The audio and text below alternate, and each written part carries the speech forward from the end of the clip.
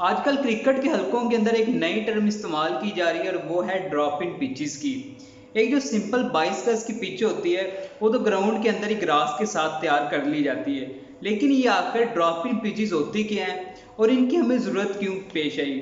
जो आपकी एक सादा 22 गज की पिच होती है, जब आपका ग्राउंड तैयार किया जा रहा होता है या ग्रास वगैरह उसका तैयार किया जाता है, वो तो उसके साथ ही तैयार कर ली जाती है। लेकिन आपकी जो ड्रॉप इन पिचेस होती हैं वो ग्राउंड के अंदर नहीं तैयार की जाती, बल्कि वो ग्राउंड से बाहर तैयार की जाती हैं। स्टील का सांचा होता है जिसकी अमूमन जो गहराई होती है वो 20 सेंटीमीटर होती है और चौड़ाई लगभग 3 मीटर की होती है। तो इस तरह का एक स्टील का सांचा होता है, उसके अंदर एक काली मिट्टी की एक लेयर पहले बिछाई जाती है और उसके ऊपर एक ग्रास की लेयर बिछाई जाती है। इन दोनों लेयर्स को एक अरसे तक उसी स्टील के सांचे के अंदर रखा जाता है जब तक कि पिच मुकम्मल तैयार नहीं हो जाती। उसी को पानी वगैरह दिया जाता है या फैसला किया जाता है कि इसके ऊपर कितना ग्रास वगैरह छोड़ना है, ज़्यादा छोड़ना है या कम ग्रास छोड़ना है। तो वो सब कुछ जो कि आपकी पिच की प्रोसेसिंग वगैरह हो रही होती है उसको तैयार करने की, वो उसी जो स्टील का सांचा हो रहा होता है उसी के अंदर हो रही होती है। अमूमन ये ग्रीन हाउस के अंदर तैयार होती है, किसी और ग्राउंड के अंदर इसे ले जाया जाता है और वहां पे जाके इसे तैयार किया जाता है। जब आपकी ये ड्रॉप इन पिचेस तैयार हो जाती हैं तो एक भारी भरकम मशीनरी के जरिए उस पूरे स्टील के सांचे को उठाया जाता है और ग्राउंड के अंदर लाया जाता है जहां के ड्रॉप इन पिच को हमने फिट करना होता है। अब जहां पे हमने ड्रॉप इन पिच को रखना होता है, सेट करना होता है, वहां पहले से कुछ सीमेंट की स्लैब्स मौजूद होती हैं। उस पे लाके उस पूरे ढांचे को रख दिया जाता है और जो साइड पे स्टील का ढांचा बना होता है उसको उठा लिया जाता है और आपकी जो ड्रॉप इन पिच बनी होती है ग्रास और मिट्टी पे मुश्तमिल, उसको स्लैब्स के ऊपर रख दिया जाता है। और ये गुमान ही नहीं होता कि ये वाली पिच आपकी ग्राउंड के अंदर तैयार की गई है या बाहर से लाई गई है। तो ये होती है आपकी ड्रॉप इन पिचेस। अब सवाल ये है कि आखिर इनका फायदा क्या होता है। सबसे पहले जो ड्रॉप इन पिचेस थी वो ऑस्ट्रेलिया के अंदर मुतारफ करवाई गई है।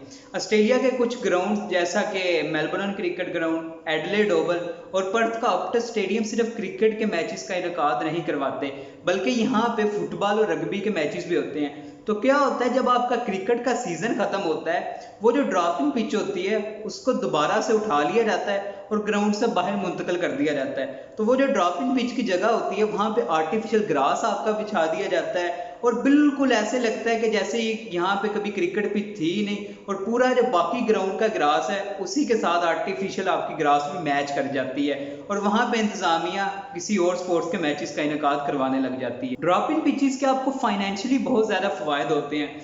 आप एक ही ग्राउंड बनाते हैं, उसके अंदर आप स्ट्रक्चर मुतारफ कराते हैं ड्रॉप इन पिचेस का और वहां पे क्रिकेट के अलावा भी आप बहुत सारी स्पोर्ट्स का इनेकाद करवा सकते हैं। यानी आपको हर स्पोर्ट के लिए अलग स्टेडियम बनाने की जरूरत नहीं है। ऑस्ट्रेलिया के बाद न्यूजीलैंड ने भी स्ट्रक्चर को अपनाया है, क्योंकि न्यूजीलैंड और ऑस्ट्रेलिया दोनों के अंदर रग्बी का खेल बहुत ज्यादा मशहूर है।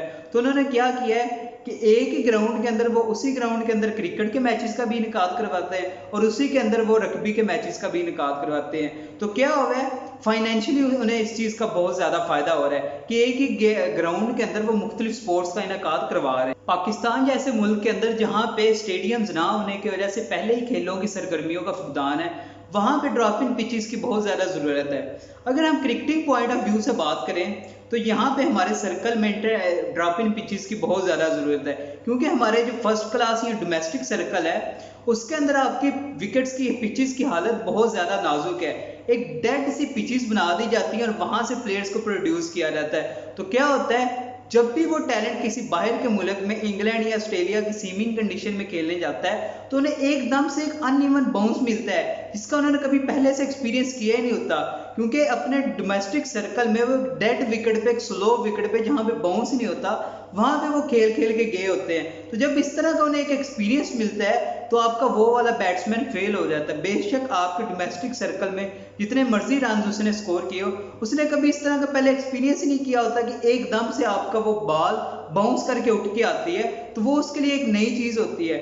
ड्रॉप इन पिचेस आप अपने मुल्क के अंदर लेके आए, आप अपनी मर्जी की पिच बनाएं, अपनी मर्जी का उस पर ग्रास छोड़ें। आप अपने बाउंसी पिच बनानी है या स्लो विकेट बनानी है, ये आपकी मर्जी होगी। तो फिर क्या होगा, बैट्समैन और बॉलर के दरमियान भी एक हमें तगड़ा कंपटीशन देखने को मिलेगा।